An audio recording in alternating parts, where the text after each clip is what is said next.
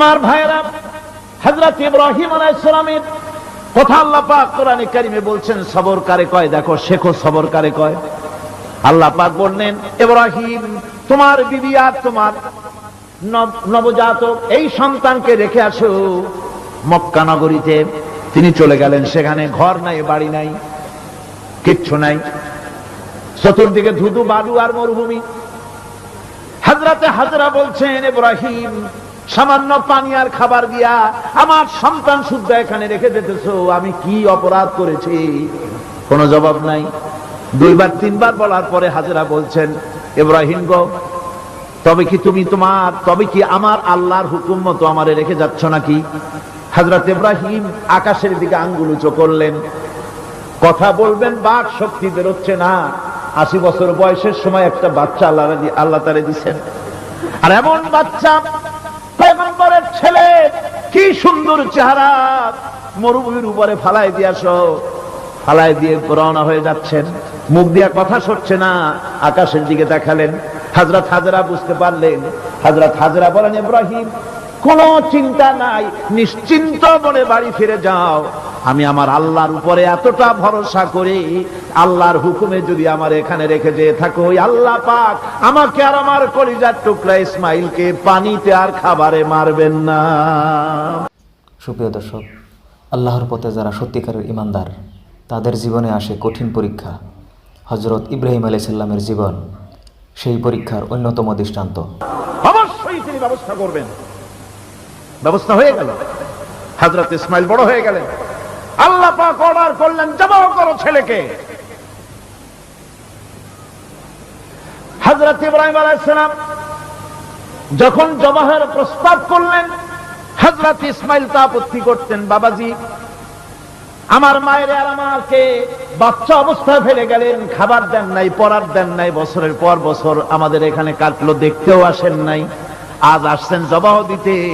এটা কেমন কথা? কি ধরনের বাপ আপনি? এরকম বলছে নাকি? এরকম বলছে? হযরত ইব্রাহিম আলাইহিস সালাম প্রস্তাবটা কিভাবে পারলেন?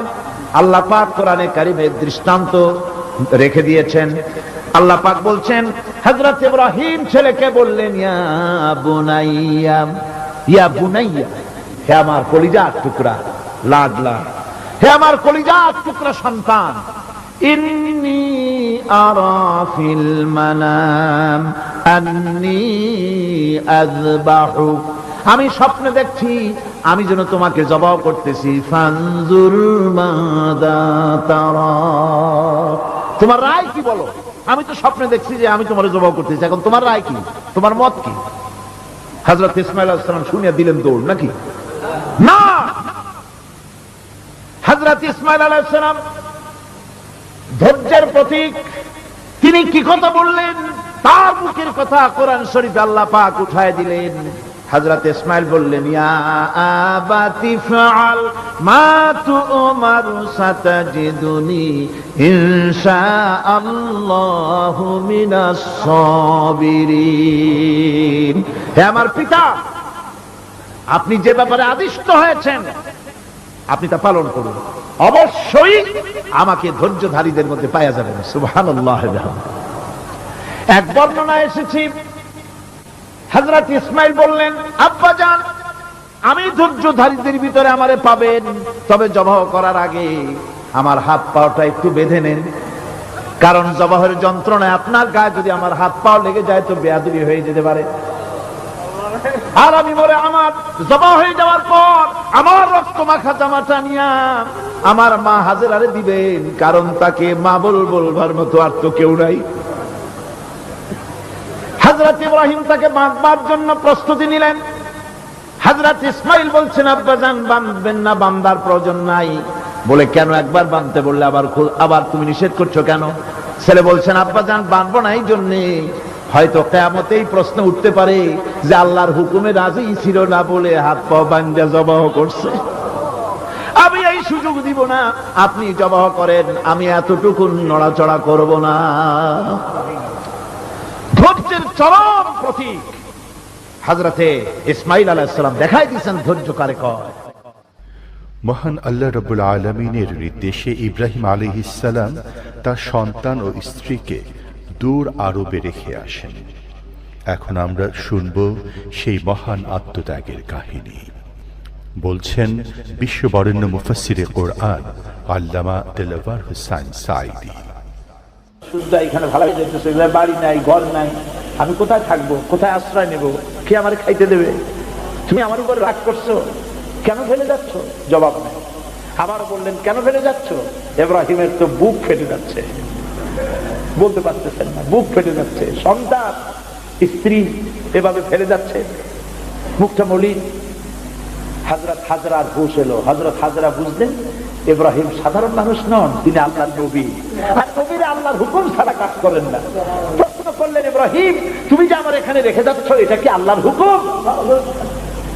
হযরত ইব্রাহিম বলছেন অবশ্যই, অবশ্যই। আর কিছু বলতে পারলেন না, উপরে আঙ্গুল টোছা করলেন, আমার আল্লাহর হুকুমটাই তোমার রেখে গেলাম। হযরত হাজরা বলেন, ইব্রাহিম মনে কোনো কষ্ট নিও না, কোনো চিন্তা করো না, তুমি নিরাপদে নিশ্চিন্তে বাড়ি চলে যাও, আমিও কোনো চিন্তা করব না। কারণ আল্লাহর হুকুমে যখন তুমি এখানে রেখে দিতেছ, আমি আমার আল্লাহর উপর এত বিশ্বাস করি যে আমার রব্বুল আলামিন তিনি যখন আমাকে মরুভূমিতে আমার বাচ্চা সুদ্ধা ফলাই দিতে বলেছেন, আমার আল্লাহ এমন মেহেরবান যে আমার এই কলিজার টুকরা সন্তান আর আমারে না খাওয়াই আল্লাহ মারবে না।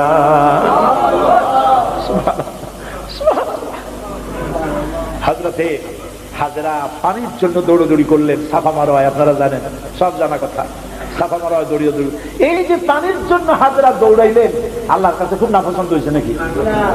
এমন পছন্দ হইল আল্লাহর কাছে, কিয়ামত পর্যন্ত তার এই বান্দির আমল, এই দৌড় আল্লাহর কাছে এমন পছন্দ হয়ে গেল, কিয়ামত পর্যন্ত সমস্ত হাজীদের জন্য আল্লাহ ওয়াজিব করে দিল, দৌড়াও, আমার হাজরা যেমন দৌড়াইছে সেই রকম দৌড়াও। সুবহানাল্লাহ। ইসমাইল না খেয়ে মরছে, পানির অভাবে মরছে। হযরতে জিবরাইলকে আল্লাহ পাঠায় দিলেন, আমার ইসমাইলের পায়ের গুতা যেখানে লাগতেছে তুমি গিয়ে সেখানে পায়ে আঘাত করো। হযরতে জিবরাইল পায়ের আঘাত করলেন, সেখান থেকে পানি ছিটকে বেরিয়ে চলে আসলো। জাম জাম, থাম থাম। হযরতে হাজরা এসে দেখেন পানি চিকচিক করতেছে চতুর্দিকে, পানি থামানো যায় না, চতুর্দিকে পাথর দিয়ে বেড়া দিচ্ছে, তাও থামে না। তারপরে তিনি বলছেন জাম জাম, মানে থাম থাম। পানি থেমে গেল, কিন্তু পানির উৎস থামলো না। সেই পানি পৃথিবীর কোটি কোটি মানুষ আজ পান করে, লক্ষ লক্ষ মানুষ এই পানি দিয়ে গোসল করে, উযু করে। লক্ষ লক্ষ গ্যালন পানি প্রতি বছর সারা দেশে ছড়িয়ে যায়, মক্কায় যায়, মদিনায় যায়, জেদ্দায় যায়, সমস্ত জায়গায় যায়। দরিয়া ফুরায় যাওয়ার কথা, কিন্তু কুয়া ফুরায় না। সুবহানাল্লাহ। আল্লাহর কুদরত কাকে বলে? এগুলি কি কপাল পোড়াদের কিসমতে হবে? কপাল পোড়াদের কিসমতে হবে? আল্লাহ পাক ঈমানদার মুমিনদের জন্য সমস্ত নিয়ামত রেখে দিয়েছেন। আল্লাহ পাক বলেছেন ফিহা আয়াতুন বায়্যিনাত, অসংখ্য নিদর্শন। এই কাবা আর এই কাবা কেন্দ্রিক আমার অনেক নিদর্শন আছে, তাকায় দেখো কত নিদর্শন। আর পৃথিবীর কোন শহর নাই নিরাপত্তার শহর যেখানে জীবনের নিরাপত্তা পাওয়া যাবে। আল্লাহ পাক বলেছেন ওমান দাখালাহু কানা আমিনান, যেই ঢুকবে মক্কায় আর মদিনায় সেই নিরাপত্তা লাভ করবে। সুবহানাল্লাহ, সুবহানাল্লাহ বলবেন না? সুবহানাল্লাহ বলবেন না? আমার বন্ধুগণ, এরই বলে সারেন্ডার করা। আল্লাহ রাব্বুল আলামিন বললেন আসলিম, সারেন্ডার করো। হযরত ইব্রাহিম আলাইহিস সালাম বললেন আসলামতু লিরাব্বিল আলামিন, সারেন্ডার হয়ে গেলাম। সারেন্ডার হয়ে এক পরীক্ষা পাস করলেন, আরো এক পরীক্ষায় দুটা পাস করছেন কিনা? সুবহানাল্লাহ। এবার 3 নম্বরের পরীক্ষা, 3 নম্বর। ছেলে এবার বড় হয়েছে, নাদুস নুদুস চেহারা, সুন্দর। সুবহানাল্লাহ, নাদুস নুদুস চেহারা, জ্ঞান। এবার যাও ছেলেকে জবাব করো। সুবহানাল্লাহ। একটার পর একটা মারাত্মক অগ্নি পরীক্ষা, ছেলের জবাব করো। হযরত ইব্রাহিম আলাইহিস সালাম বলছিলেন যে আল্লাহ এই রকমের কঠিন পরীক্ষা তুমি আমারে বানাইও না। বলছেন না। আমার মা বোনেরা, আমার ভাইয়েরা লক্ষ্য করেন, হযরত ইব্রাহিম ছেলেকে প্রশ্ন করলেন, তারে বললেন পরিষ্কার, আল্লাহ আমাকে অর্ডার করেছেন ইন্নী আরা ফিল মানাম আন্নী আযবাহুক, আমি স্বপ্নে দেখেছি আমি তোমাকে জবাব করতেছি, বলো তোমার অভিমত কি? ফানজুর মাযা তারা, বলো তোমার অভিমত কি?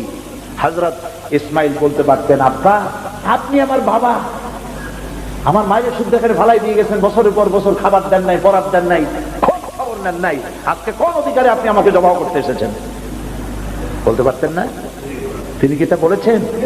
না, এর নাম মুসলমান। চিল্লায় বলেন সুবহানাল্লাহ। এর নাম মুসলমান। আল্লাহর হুকুমের সামনে মাথা নত করে দাও। হযরত ইসমাঈল কি জবাব দিলেন? হযরত ইসমাঈল বললেন, ইয়া আবাতি ফাআল মা তুমারু সাতাজিদুনি ইনশাআল্লাহু মিনাস সাবিরিন। হে পিতা, আপনি স্বপ্নে যে ব্যাপারে আদিষ্ট হয়েছেন, দেখেন ছোট্ট মানুষ কিন্তু তিনি কথা বললেন না যে আপনি স্বপ্নে যা দেখছেন তাই করেন। তিনি বললেন কি, আপনি স্বপ্নে যে ব্যাপারে আদিষ্ট হয়েছেন আপনি তা পালন করুন। ছেলের এই জ্ঞান হয়েছে আমার আব্বা আল্লাহর পয়গম্বর, আর পয়গম্বরেরা নিজের ইচ্ছায় কিছুই করে না। আল্লাহর হুকুম, আপনি আমাকে ধৈর্যধারীদের মধ্যে পেয়ে যাবেন, আমাকে ধৈর্যধারী পাবেন। আমি ছটফট করবো না, দৌড় দেবো না। তবে আমার আব্বা তিনটা কাজ করেন।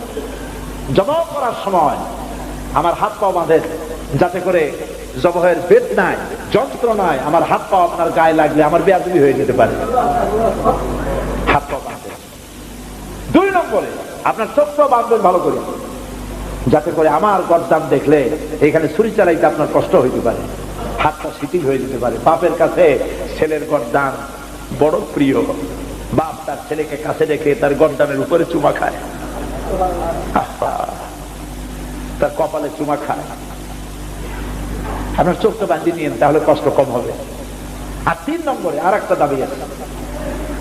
3 নম্বরে আর একটা দাবি হলো, আমার মা হাজেরা জনম দুঃখিনী মা, আমার কোন সন্তান তার নাই, মা বলে ডাকবার মতো। আমাকে জবাহ করার পরে আমার রক্ত মাখা জামাটা আমার মায়েরে দিয়া দিবেন, আর বলবেন যেন কান্দাকাটি না করে, কিয়ামতের দিন আল্লাহর দরবারে মায়ের সাথে আমার দেখা হয়ে যাবে। হযরত ইব্রাহিম ছেলের হাত পা বাঁধলেন, নিজের চোখ বেঁধেছেন। আল্লাহর আকাশের ফেরেশতারা তাকায় দেখতেছেন, কি সাংঘাতিক পরীক্ষা। এত বড় পরীক্ষা পৃথিবীর কোন মানুষকে আল্লাহ রাব্বুল আলামিন করেন নাই। কি কঠিন পরীক্ষা! নিজের ছেলের গলায় ছুরি চালানো বাপের পক্ষে কি সম্ভব? হযরত ইব্রাহিম আলাইহিস সালাম কোরআনে কারীমের মধ্যে রব্বুল আলামিন সুন্দর করে বলেছেন, ফালাম্মা আসলামা ওয়া তাল্লাহু লিল জাবিন। বাপ বেটা দুজনে রাজি হয়েছে, ছেলেটারে কাট করিয়া ছুরি ধরছে, ছুরি চালানো শুরু হয়ে গেছে। আল্লাহর কি ইচ্ছা আছে ইসমাইল জবাব হয়ে যায়? আল্লাহর ইচ্ছা পরীক্ষা করা। আর ইব্রাহিম আলাইহিস সালাম পরীক্ষার রেজাল্ট জানেন না, ঠিক কিনা? ছেলে জবাব হবে কি হবে না এটা কি জানা আছে? তার জানা আছে জবাব হবে। শক্তভাবে ছুরি চালাচ্ছেন, কাটে না, গলা কাটে না। এরপরে আল্লাহ রাব্বুল আলামিন, আকাশের ফেরেশতারা কাঁদতেছে এই দৃশ্য দেখে। আল্লাহ পাক দুম্বার ব্যবস্থা করে দিলেন। দুম্বা ইসমাইলকে, হযরত ইব্রাহিমের তো চোখ বাঁধা, ইসমাইল আলাইহিস সালামকে সরাইয়া দুম্বার সামনে দিয়েছে, দুম্বা জবাব হয়ে গেছে। সুবহানাল্লাহ। আল্লাহ রাব্বুল আলামিন হযরত ইব্রাহিমকে শোনায় দিলেন, وَنَادَيْنَاهُ أَن يَا إِبْرَاهِيمُ قَدْ صَدَّقْتَ الرُّؤْيَا إِنَّا كَذَلِكَ نَجْزِي الْمُحْسِنِينَ। আমি ইব্রাহিমকে ডেকে বললাম, ইব্রাহিম তুমি তোমার স্বপ্নকে বাস্তবে রূপ দিয়েছো, আর আমি এইভাবে করে মুহসিনিনদেরকে পুরস্কৃত করে থাকি। সালামুন আলা ইব্রাহিম। ইব্রাহিমের উপরে আল্লাহর শান্তি নাজিল হোক। কিয়ামত পর্যন্ত পৃথিবীর কোটি কোটি মুসলমানেরা নামাজের মধ্যে ইব্রাহিম আলাইহিস সালামের জন্য দোয়া করবে। সুবহানাল্লাহ। দোয়া করেন না আপনারা? কোন সময়? দরুদের দরুদ। কিয়ামত পর্যন্ত দোয়া করো, তোমার নেতা, তোমার জাতির পিতা। মুসলমান কারে বলে? এর নাম মুসলমান। মদের ব্যবসা ছাড়তে পারবেন না, জুয়া ছাড়তে পারবেন না, সুদ ছাড়তে পারবেন না, আবার দাবি করবেন আপনি মুসলমান। মুসলমান হওয়া যাবে না, আল্লাহর কসম মুসলমান হওয়া যাবে না। মুনাফিক মুনাফিক মুনাফিক। মুসলমান হতে হলে আল্লাহর হুকুমের সামনে মাথা নত করতে হবে। যা তিনি বলেছেন সব মানতে হবে। মিথ্যা ছেড়ে দিতে হবে, ওজনে কম দেওয়া যাবে না, খাদ্যে ভেজাল দেওয়া যাবে না, নিজের স্ত্রীকে নিজের মেয়েকে বেপরদা করা যাবে না, বৈশাখী মেলার নামে নিজেদের মেয়েগুলিকে সৌন্দর্য প্রদর্শনী করে মানুষের সামনে বের করা যাবে না। এর নাম ইসলাম। এর নাম কি? এই ধরনের মুসলমান হইতে পারবো আমরা? হইতে পারবো? এই ধরনের মুসলমান হইতে রাজি আছি? কারা কারা রাজি?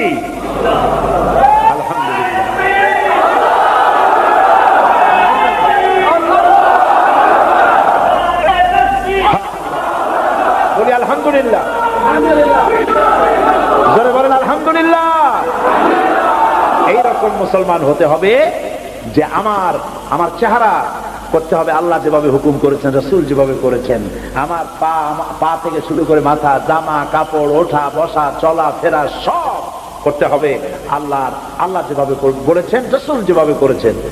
আল্লাহ রাব্বুল আলামিন বলেন, ইয়া আইয়ুহাল্লাযীনা আমানু দুখুলু ফিস-সিলমি কাফা ওয়া লা তাত্তাবিউ খুতুওয়াতিশ শাইতান ইন্নাহু লাকুম আদুউম মুবিন। হে বিশ্বাসীরা, পূর্ণাঙ্গরূপ ইসলামের মধ্যে দাখিল হয়ে যাও, একটু আধটু না, সবটুকুন। আর খবরদার শয়তানের পদাঙ্ক অনুসরণ। রব্বানা লা তুযিগ কুলুবানা বা'দা ইয হাদাইতানা ওয়া হাব লানা মিন লাদুনকা রাহমাতান ইন্নাকা আনতাল ওয়াহ্হাব। হে আল্লাহ তাআলা, লাখো জনতা আজকের এই প্রথম দিনেই আল্লাহ তাআলা কোরআনের এই মাহফিলে দীর্ঘক্ষণ ধরে তোমার কোরআনের কথা শুনে তোমার দরবারে হাত তুলেছি। দয়া করে মেহেরবানি করে আমাদের জিন্দেগির গুনাহ খাতাকে মাফ করে দাও। আমাদের মা বাপ মুরব্বিয়ান যারা কবরে চলে গেছে, আল্লাহ তাআলা কবরগুলিকে জান্নাতের টুকরায় পরিণত করে দাও। রব্বির হামহুমা কামা রব্বায়ানি সগীরা। পড়েন সবাই, রব্বির হামহুমা কামা রব্বায়ানি সগীরা। আয় আল্লাহ তাআলা, আমাদের এই বিবি বাল বাচ্চা যা দান করেছো সবগুলিকে দিনদার বানাও, ইমানদার বানাও, নামাজি বানাও, পরেজগার বানাইয়া দাও। রব্বুল আলামিন, যেই পরকালের কথা, কিয়ামতের কথা আলোচনা করলাম, সেই কঠিন হাসরের ময়দানে যেদিন পায়ের নিচে হবে তামার মতো মাটি, আর মাথার উপরে প্রকাণ্ড সূর্যের তাপে গুনাহগারের মাথার চান্দি ফেটে গিয়া মগজগুলি গলে গলে নাক কান দিয়ে বেয়ে পড়তে লাগবে। জিহ্বাটা পানির পিপাসায় কুকুরের মতো ঝুলে নাভিস্থল পর্যন্ত পড়ে যাবে। ময়দানে সাড়া পড়বে পানি পানি বলে। আল্লাহ তাআলা ওই দিনে তোমার হাবিবের হাতের কাউসারের পেয়ালা আমাদের নসিব করে দিও। আহ জাতি है फलक पर रहम लाने के लिए, आह जाती है फलक पर रहम लाने के लिए, बादलो हट जा दे दो आह जाने के लिए। रहम कर अपना ना आईने करम को भूल जा, रहम कर अपना ना आईने करम को भूल जा। हम तुझे भूले हैं लेकिन तू न हमको भूल जा। রব্বুল আলামিন, মা বোনেরা কষ্ট করে মাহফিলে এসেছেন, আল্লাহ তাআলা মা বোনদেরকে এমন আমল করার তৌফিক দাও যাতে করে কিয়ামতের দিন হযরত আয়েশা, হযরত খাদিজার সঙ্গে হাসর নসিব হয়ে যায়। রব্বুল আলামিন, এই মাহফিল বাকি 4 দিন তোমার কুদরতি নিজাম দিয়ে আল্লাহ তুমি পরিচালিত করে দিও। সারা বাংলাদেশের মানুষ বিভিন্ন জায়গা থেকে এই মাহফিল আসে। আল্লাহ তাআলা প্রতিবেশী দেশ থেকে আসে, যারা প্লেনে আসেন অথবা গাড়িতে আসেন, পায়ে হেঁটে আসেন, যিনি যেভাবে আসেন, আল্লাহ তাআলা যাতায়াতকে তুমি আসান করে দিও, বিপদ মুক্ত করে দিও, আল্লাহ দুর্ঘটনা মুক্ত করে দিও। যারা বাড়ি ছেড়ে তোমার কথা শুনতে আসে, আল্লাহ বাড়িগুলি, ধন সম্পদগুলি তুমি হেফাজত করো। রব্বুল আলামিন, তুমি আমাদের দিলের মধ্যে তোমার মহব্বত পয়দা করে দাও। আল্লাহ, পরকালের ভয় পয়দা করে দাও। আখিরাতের জবাবদিহিতার অনুভূতি সৃষ্টি করে দাও। আল্লাহ তাআলা তুমি আমাদের দেশটাকে কবুল করো। আল্লাহ তাআলা তুমি দয়া করে মেহেরবানি করে আমাদেরকে তোমার মকবুল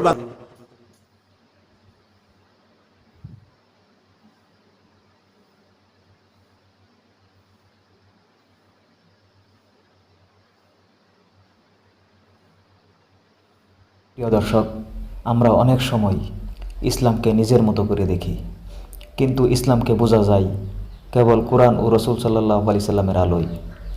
যে জাতি একদিন পৃথিবীতে নেতৃত্ব দিত, আজ সেই জাতিটাই পরাধীন। কারণ আমরা ইসলামকে জীবন থেকে দূরে সরিয়ে দিছি। আমরা নাম রেখেছি মুসলমান, কিন্তু আচরণ, চিন্তা আর ব্যবহারে ইসলামকে ভুলে গেছি। মনে রেখো, যেই জাতি ইসলামকে বুঝে আল্লাহ তাকে সম্মান করে, আর যে জাতি ইসলামকে উপেক্ষা করে আল্লাহ তার থেকে সম্মান কেড়ে নেয়। সুপ্রিয় দর্শক, নিয়মিত আমাদের চ্যানেলের ভিডিও পেতে আমাদের চ্যানেলটি সাবস্ক্রাইব করে রাখবেন। ভিডিওটি যদি ভালো লাগে তাহলে একটি লাইক দিন, শেয়ার করুন এবং কমেন্টে আপনাদের মূল্যবান মন্তব্যটা লিখতে ভুলবেন না। আসসালামু আলাইকুম ওয়া রাহমাতুল্লাহ।